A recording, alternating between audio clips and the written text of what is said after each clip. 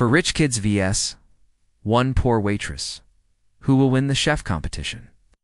A poor waitress who had to endure the arrogance of four rich kids got her revenge when they rejected all their food and only ate what she cooked. How did she do it? What was so special about her cooking? Let's find out. Once upon a time in a small town, there was a famous restaurant that was run by a wealthy couple. They were so rich that they did and have to work at all if they did and want to. But even though they had enough money for an entire lifetime, they liked to work and check up on everything that was happening in the restaurant. This also included the chef position. They hired a new chef, but he quit after just one day because he could unhandle the stress of having his every move monitored. Then they hired another one, and then another one, and another one, but none of them lasted longer than 3 days. And so the owners had to take matters into their own hands and hire a new chef.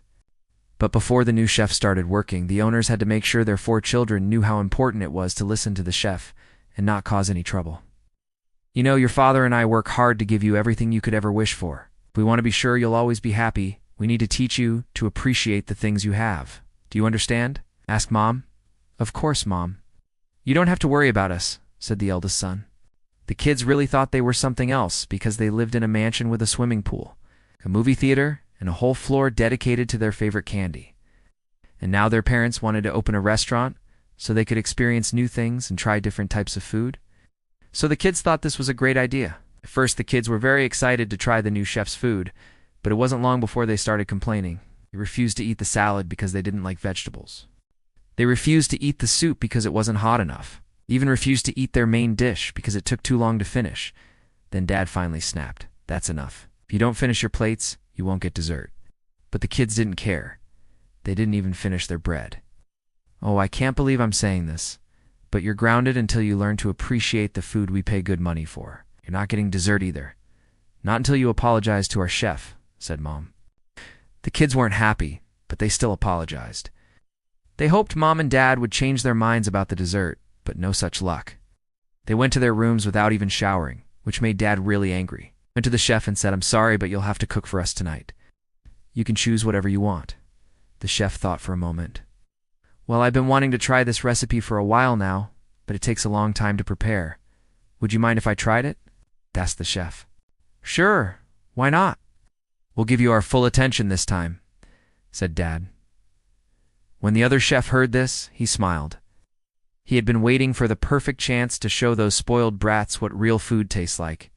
It took him 2 hours to prepare the meal, but the result was worth it. When he brought the food to the table, it smelled incredible. Even the kids could smell it from their rooms.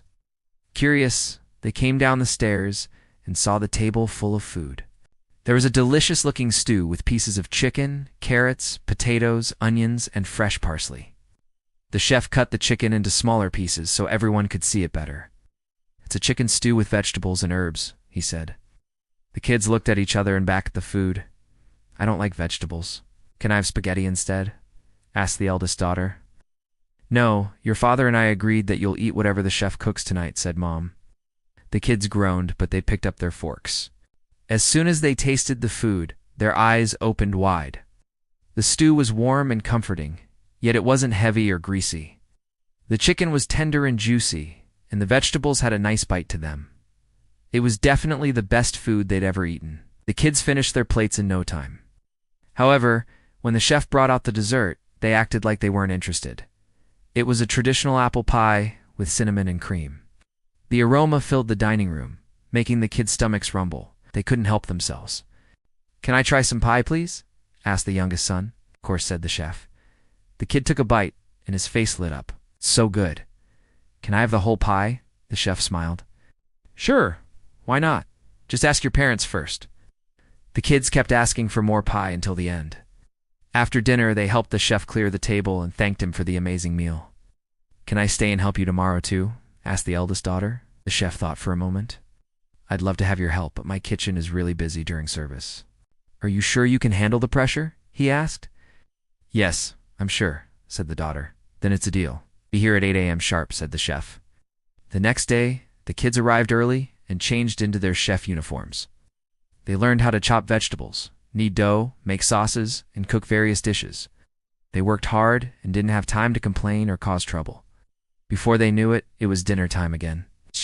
The chef had prepared a new menu, including a grilled salmon with roasted vegetables and a light lemon sauce. The kids were surprised to see that the ingredients were fresh and high quality. "Where did you get these?" asked the eldest son. "At the market? I like to buy fresh local produce whenever I can. It makes a big difference in the flavor of the food," said the chef. After serving the customers, the kids went to the kitchen to clean up. They were exhausted but happy.